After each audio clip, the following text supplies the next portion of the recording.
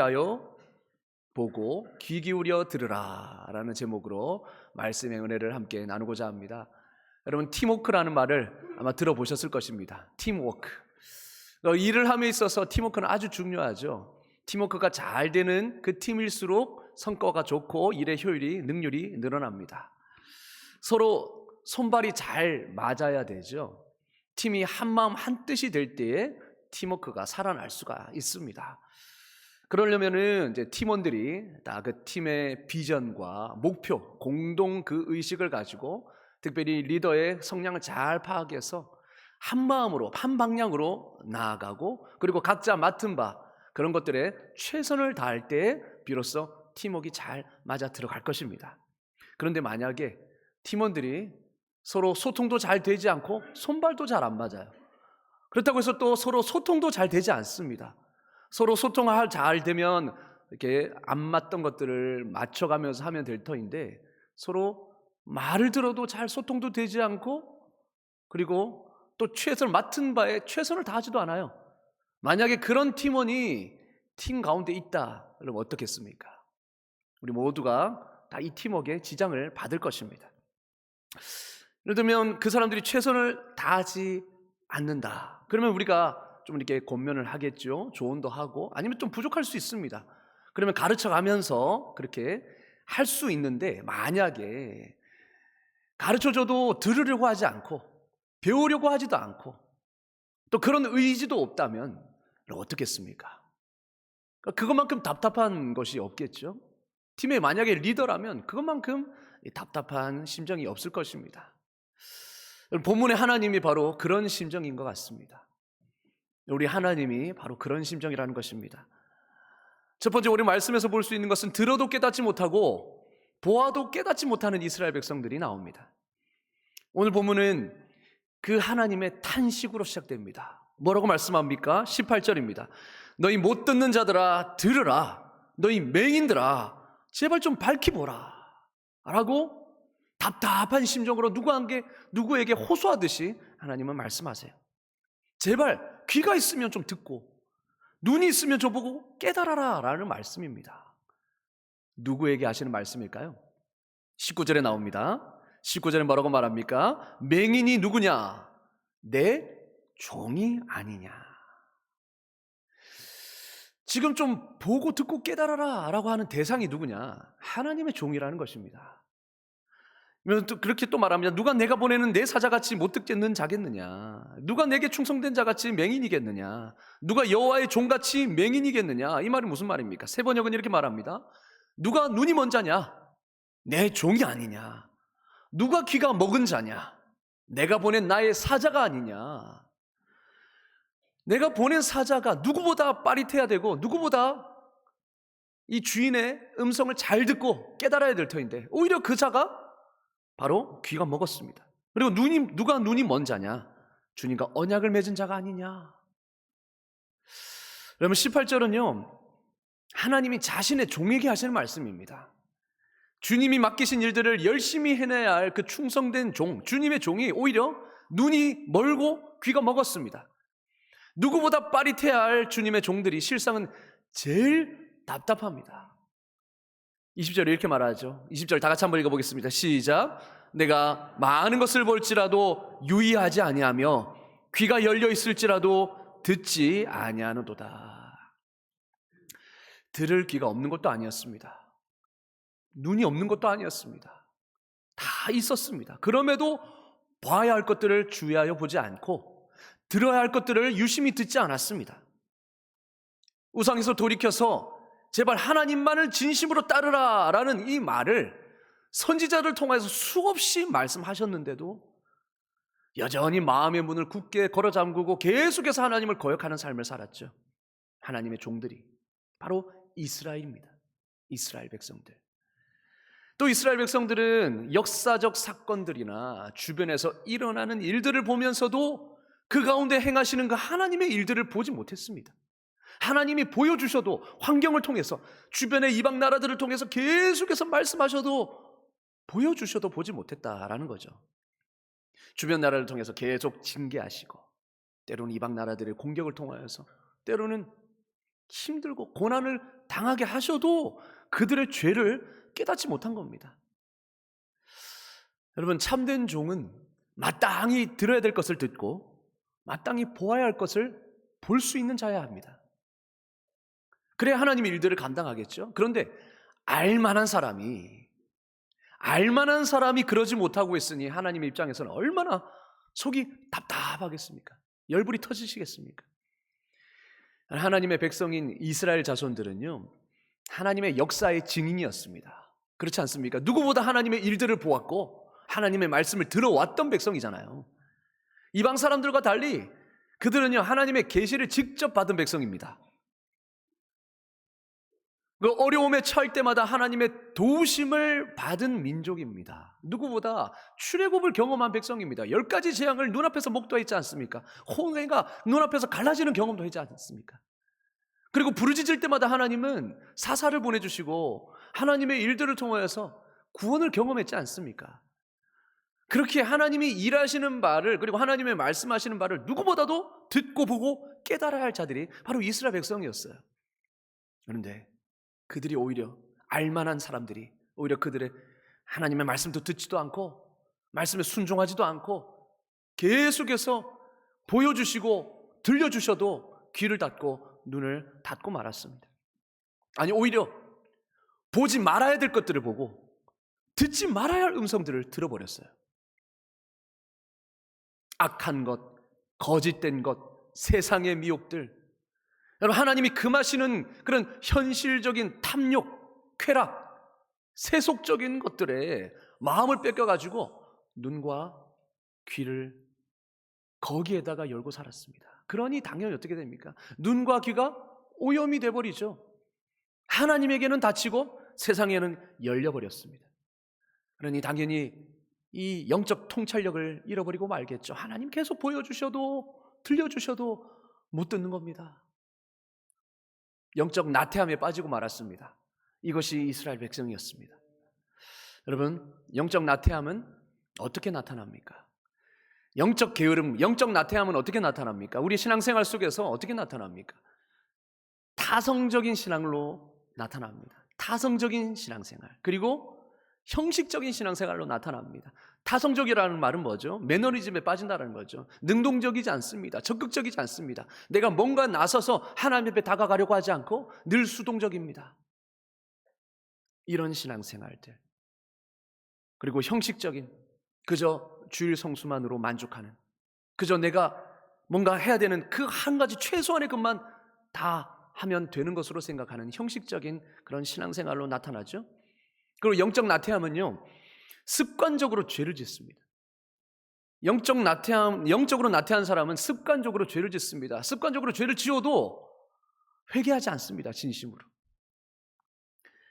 죄에 대해서 무감각하죠. 그러니까 자신의 죄가 훗날 어떤 결과를 초래할지에 대해서 전혀 관심이 없습니다.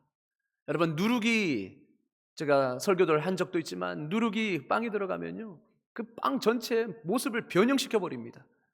작은 누룩이라도 우리가 틈타게 되면 작은 누룩의 상념, 세상적인 생각들, 여러분, 이것이 마음에 틈타게 되면 우리의 신앙을 완전 뒤틀어 버리는 거죠. 그런데도 전혀 그 작은 누룩이 우리에게 틈타에 왔어도 깨닫지 못해요. 그만큼 영적으로 무감각해져 버립니다. 하나님의 나라와 뜻, 우리가 주기도문을 통해서 하는 우리에게 가르쳐 주신 그 기도 중에 하나님의 나라와 하나님의 이름이 거룩해지기를 위해 기도하라, 그게 우리의 바람이어야 되는데, 그런 영적인 일보다 오직 먹고 사는 그 현실적인 문제에 관심을 두고 삽니다. 이게 바로 영적인 나태함의 모습입니다. 이스라엘이 그랬죠. 그러니까 선지자가 아무리 심판이 임박하다고 외쳐도 그들은 눈에 보이는 그런 현실적인 문제, 그리고 눈앞에 당장 닥친 그 현재 상황에만 관심을 두고 있었습니다. 그래서 미래의 심판에 대해서는 아무런 관심도 없었던 거죠. 그래서 하나님은요, 답답해서 호소하듯이 부르짖는 겁니다. 좀 알만한 사람들이 깨닫지 못하고 있으니, 보지도 못하고 듣지도 못하고 있으니 답답한 마음으로 부르짖는 것입니다.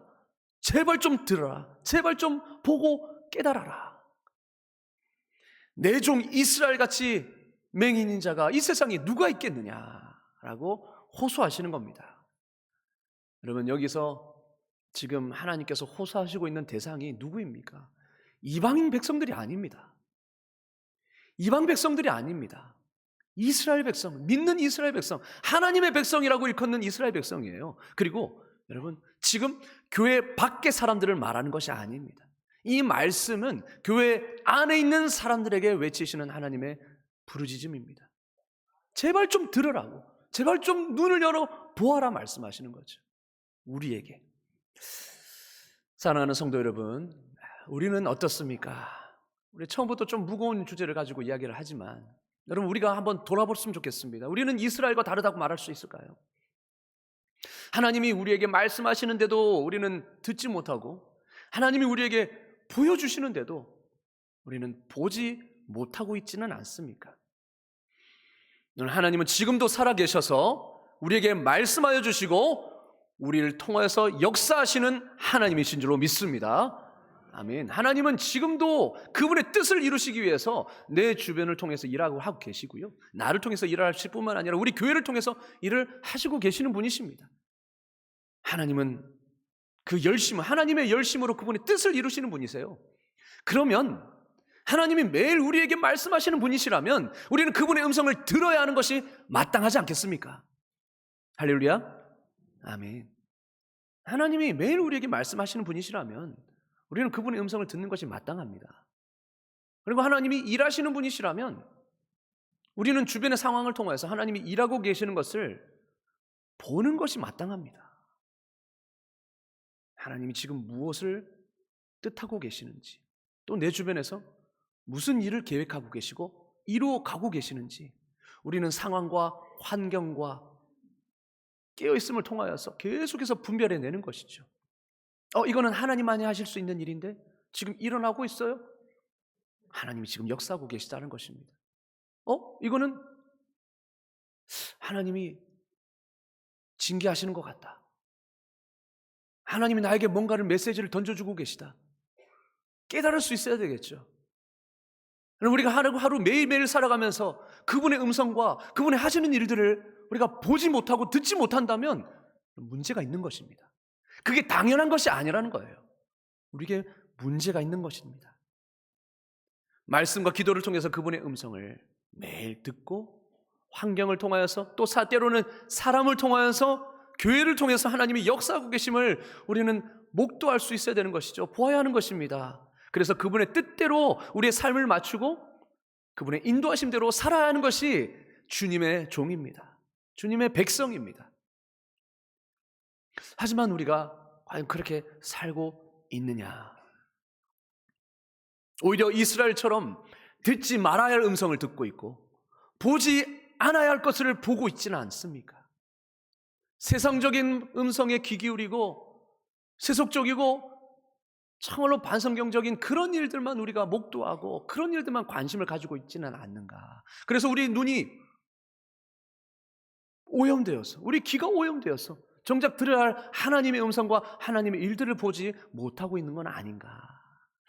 하나님은 여전히 지금도 하나님의 영광을 위해 일하고 계시는데 하나님의 그 뜻, 하나님이 이끌어 가시는 그 마음, 우리가 그것에 주목하면 하나님이 지금 나를 통해서 무엇을 하기를 원하시는지가 보일 텐데 우리는 그러한 일에 전혀 관심 없이 그저 먹고 사는 문제, 현실적인 문제, 눈앞에 닥칠 문제에 우리가 관심을 두고 그렇게 살아가다 보면 전혀 그것이 보이지 않고 들리지 않는 것입니다. 여러분, 이스라엘은 왜 이렇게 영적으로 어두워지고 무뎌지고 나태해졌을까요? 그 말씀이 그 원인이 오늘 말씀에 나와 있습니다. 그것은 결국 그들의 정체성과 사명을 망각했기 때문입니다. 정체성과 사명을 망각했기 때문입니다. 그들이 누구이고 그리고 무엇을 위해 살아가고 있는 존재인지를 망각했다는 것입니다. 하나님이 모세와 시내산에서 언약을 맺으시면서 한 가지 중요한 사실을 이스라엘에게 말씀하십니다. 출애굽기 19장 6절 다 같이 한번 읽겠습니다. 시작. 너희가 내게 대하여 제사장 나라가 되며 거룩한 백성이 되리라. 너는 이 말을 이스라엘 자손에게 전할지니라. 아멘. 그것은 바로 이스라엘 자손을 구별해서 열방 가운데 제사장 나라로 세우시겠다라는 하나님의 뜻이었습니다. 여러분, 제사장 나라는 무엇입니까? 뭔가를 보여주어야 하는 것입니다. 그들은 하나님의 거룩한 백성으로 살면서 주변의 이방 사람들에게 하나님의 거룩한 뜻을 알려서 그들이 하나님을 찾도록 하는, 그들이 열방의 하나님을 보고 하나님을 찾도록 하는 그 사자의 임무를 받은 자들이 바로 이스라엘이었다는 것입니다. 제사장 나라, 열방의 제사장 나라로 우뚝 세우셨다라고 말씀합니다. 그래서 그들에게 주신 것이 무엇이겠습니까? 바로 율법, 하나님의 말씀이죠. 하나님의 말씀을 그들에게 주셨습니다. 그것이 이스라엘에 맡은 가장 큰 사명이었습니다. 21절, 우리 본문 21절을 다 같이 한번 보겠습니다. 다 같이 읽겠습니다. 시작.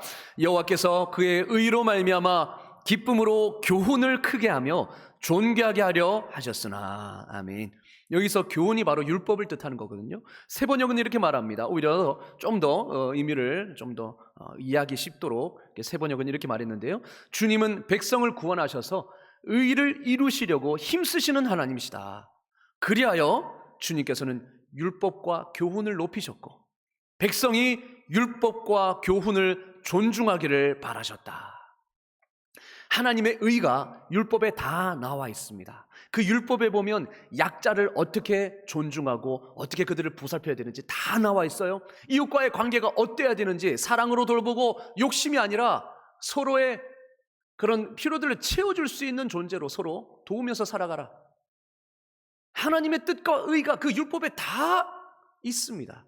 그래서 그 율법을 지킴으로 세상은 저렇게 경쟁과 나만 잘 살면 된다라는 이기적인 탐욕과 거기서 서로 고통받고 있는 그 세상 가운데 율법을 통하여서 이루어질 하나님의 의들을 세상 가운데 보여줘라 라고 율법을 맡겨주신 겁니다. 그 사명이 이스라엘 백성에게 주어진 것이죠. 그 사명을 붙잡고 살았어야죠. 그래서 하나님은 이스라엘에게 율법을 맡겨주신 겁니다. 그러면 그 이스라엘은 이 율법을 통해서 무엇을 해야 됩니까? 하나님의 의로우심과 영화로우심을 나타내야죠. 어떻게 함으로써요? 율법을 지킴으로, 존중하고 순종함으로. 그렇게 이방 나라들에게 하나님의 의로우심을 보여줘야 할 그 나라가 어떻게 되었습니까? 오히려 율법을 무시했습니다. 오히려 율법을 무시하고 오히려 세상 사람들과는 다르게 구별되어 세운 나라를, 그래서 하나님께서 다른 나라와 좀 구별되게 살아라 라고 말하는 그 이스라엘이 오히려 다른 나라와 같이 되어버렸습니다. 오히려 우상을 섬기는 그 백성이 되어버린 것이죠. 여러분, 이 이방 사람들, 우상을 섬기는 그 이방인들의 삶의 모습이 어땠느냐? 성적인 타락이 있었습니다. 아들을 제물로 바치는 일까지 있었습니다. 그리고 나만 잘 살면 된다, 나만 복 받으면 된다, 이런 주의로 살았던 것이 이방 백성이었습니다. 왜냐? 우상 섬김의 근본이 바로 내가 잘 되는 거거든요. 내가 잘 되는 것, 내가 복 받아서 내가 잘 되는 거거든요. 근데 하나님의 말씀은 그렇지 않지 않습니까? 모두가 잘 사는, 나뿐만 아니라 하나님의 뜻이 이루어지는 그것. 그런데 그들은 오히려 이스라엘 백성들은 하나님의 뜻을 때로 살지 않고 우상 숭배자들의 그런 삶을 본받아서 행해버리니까 어떻습니까? 고아들과 과부들, 마땅히 돌봄을 받아야 할 그들이 억압을 당하고 핍박을 당하고, 오히려 의인들이 핍박당하고 의인들이 제명에 살지 못하는 그런 사회가 되어버린 거죠. 이방 나라들과 달라야 할 그들이, 그래서 하나님의 거룩하심을 나타내야 할 그들이 오히려 이방 나라들을 닮아가 버렸습니다. 자신들의 직무를 까맣게 잊어버린 거죠. 자신들의 정체성과 사명을 까맣게 잊어버린 것입니다. 그래서 이스라엘은 하나님의 기쁨이 되는 존재가 아니라 오히려 하나님의 근심이 되어버린 존재가 되었습니다. 그럼 왜 이런 일이 일어나는가? 우리가요, 은혜와 특권만을 누리고 그 안에 포함된 정체성과 사명을 잊으면 그렇게 돼버리는 겁니다. 우리는 은혜를 받았을 때 그 은혜가 어떤 것인지를 깨달아야 합니다. 하나님의 전적인 은혜로 우리는 구원받은 줄로 믿습니다. 나의 잘됨과 나의 노력과 나의 공로가 아닌 것이죠. 전적인 하나님의 은혜이고 예수 그리스도의 십자가의 공로 덕분에 우리는 하나님 앞에 의롭다함을 받은 자가 된 것입니다. 전적인 은혜예요. 내가 잘나서 된 것이 아니기 때문에 자랑할 것도 없습니다. 그러니 우리는 오히려 그 은혜 앞에 겸손해야죠. 그리고 그 은혜 안에 포함된 것은 무엇입니까? 네가 조건 없이 은혜를 받았으니 그 은혜를 너도 나누어 줘라. 그 은혜를 너도 흘려보내라. 그 은혜에는 그런 의미가 포함되어 있습니다. 그러면 내가 받은 그 하나님의 사랑과 하나님의 공의를 우리는 내 삶 속에서 드러내야죠. 그래서 흘려보내야죠. 바로 은혜 안에는 사명이 포함된 것입니다. 은혜에는 사명이 있는 것입니다. 그런데 우리는 은혜만 누리고 특권만을 고집하며 그 사명은 깨닫지 못한 채 사명대로 살지 않으면 이렇게 되어버리는 것이죠. 여러분, 우리 그리스도인은요, 정체성과 사명을 잃어버리는 그 순간 세상에 동화되어 버립니다. 아니, 세상보다 더 못한 존재가 되어버립니다. 더 추악한 존재가 되어버립니다. 여러분, 마태복음 5장 13절에 이렇게 말하죠. 너희는 세상의 소금이니 소금이 만일 그 맛을 잃으면 무엇으로 짜게 하리요? 후에는 아무 쓸데없어 다만 밖에 버려져 세상에 사람들에게 밟힐 뿐이라. 소금이 그 맛을 잃으면 아무 존재 이유가 없는 겁니다. 그래서 어떻게 해요? 세상에 버려져서 세상 속에 밟혀버리죠. 교회가 빛을 잃으면, 교회가 소금의 역할을 감당하지 못하면 세상 속에 오히려 밟혀버리는 존재가 될 수밖에 없다라고 성경은 말하고 있지 않습니까? 우리가 그렇습니다. 사명과 존재, 저 정체성을 잃어버릴 때 우리는 오히려 세상에 밟혀버리는 존재가 되는 것입니다. 여러분, 오늘 우리 믿는 우리는 어떻습니까? 과연 우리는 그리스도인으로서의 정체성과 그 사명의식을 자각하고 살고 계십니까? 여러분, 성도는 하나님의 말씀을 존귀케 하는 사명을 부여받은 자들입니다. 그렇죠. 우리는 말씀을 깨닫고 말씀을 받은 자들이지 않습니까? 그러면 하나님의 말씀을 존귀케 하는 사명을 우리가 부여받았어요. 그래서 그 말씀이 옳고 그 말씀대로 살 때에 우리는 진정한 복을 누릴 수 있음을 우리는 보여줘야 합니다. 그래서 우리는 세상으로부터 부름받은 거룩한 하나님의 백성인 동시에 세상 속으로 보냄받은 그리스도의 제자인 것입니다. 교회는 바로 그런 존재예요. 여러분은 바로 그런 존재입니다. 하나님으로부터 구별되어 거룩하게 택함을 받으셨습니다. 그래서 지옥으로부터 건진받고 천국 백성이 되었습니다. 그러면 그것이 끝이 아니라 이제는 세상 속으로 들어가서 그리스도의 제자로 살아내야 하는 그리스도의 제자로서의 사명을 우리가 부여받은 것입니다. 이 정체성과 사명을 동시에 붙들어야 우리가 타락해지지 않습니다. 우리가 영적인 나태함에 빠지지 않습니다. 어떤 분들은 그래서 하나님과 늘 동행하려고 애쓰십니다. 왜냐? 말씀 없이는 하나님의 뜻을 구별하지 못하기 때문에 늘 말씀을 묵상합니다. 그리고 기도합니다. 그래서 영적인 일과 하나님의 일이 무엇인지, 그러니까 하나님 나라의 일에 관심을 가지고 살아갑니다. 어떻게 하면 하나님의 뜻에 따를 수 있을까? 어떻게 하면 하나님과 동행할 수 있을까? 그래서 그리스도인으로서의 그 사명을 어떻게든지 성취하려고 노력하며 살아갑니다.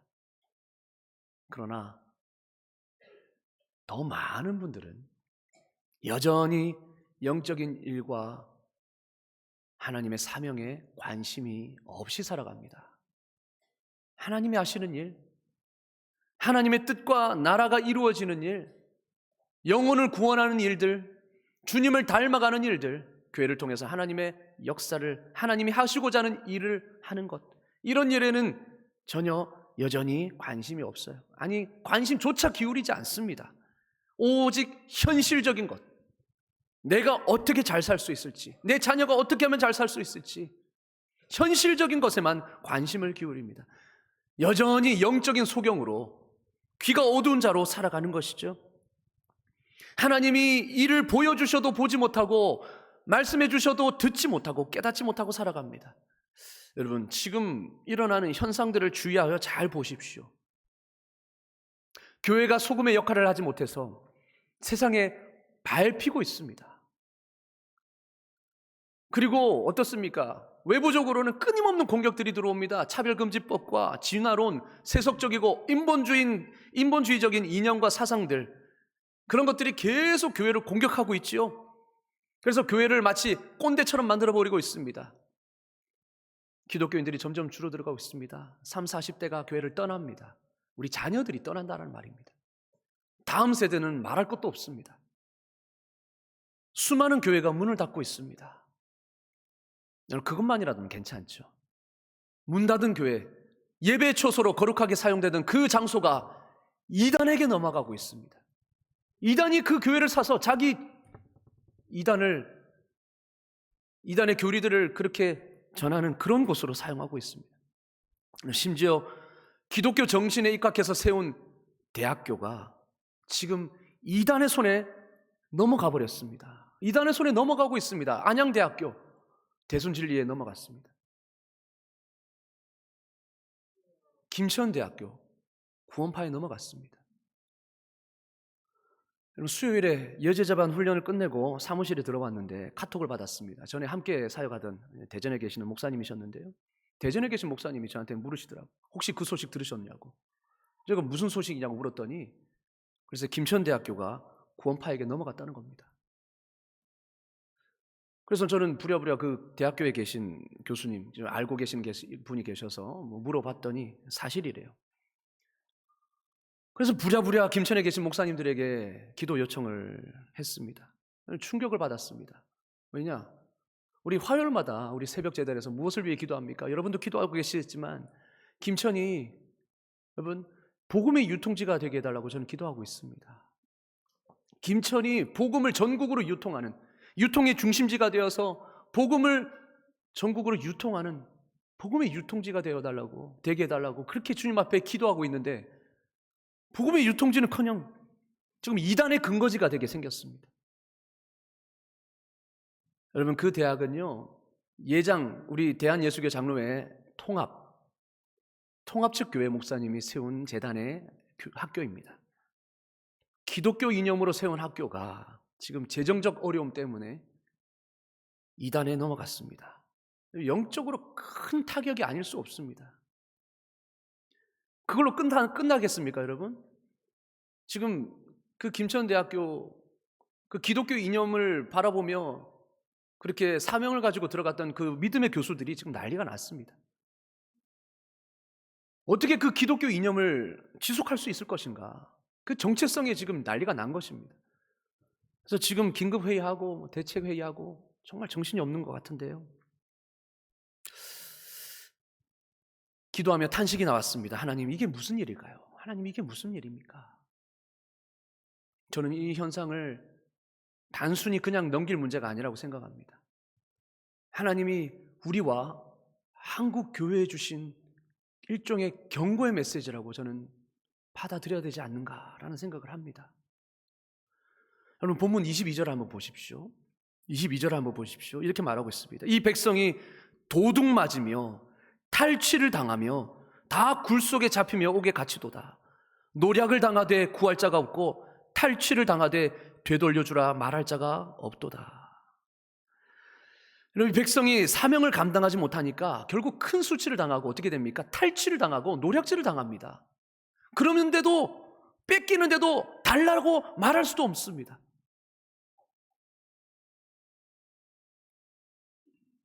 지금 이런 상황에 어떻습니까?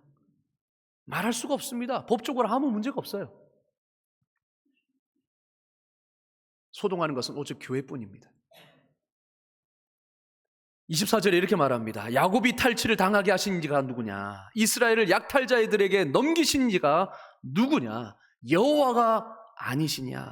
우리가 그에게 범죄하였도다. 그들이 그의 길로 다니기를 원하지 아니하며 그의 교훈을 순종하지 아니하였도다. 하나님이 그렇게 하셨다 말씀하고 있습니다. 그들이 정체성을 잃어버리고 하나님의 뜻대로 순종하지 않으니 하나님께서 그들을 징계하시는 거죠. 경고의 메시지를 날리시는 겁니다. 그러면 이 정도 되었으면 여러분, 이제 이스라엘 백성들은 하나님의 말씀에 귀 기울여야 되지 않겠습니까? 왜 이런 일이 생기게 되었는지 한 번쯤은 자신을 돌아봐야 되는 게 당연한 거 아니겠습니까?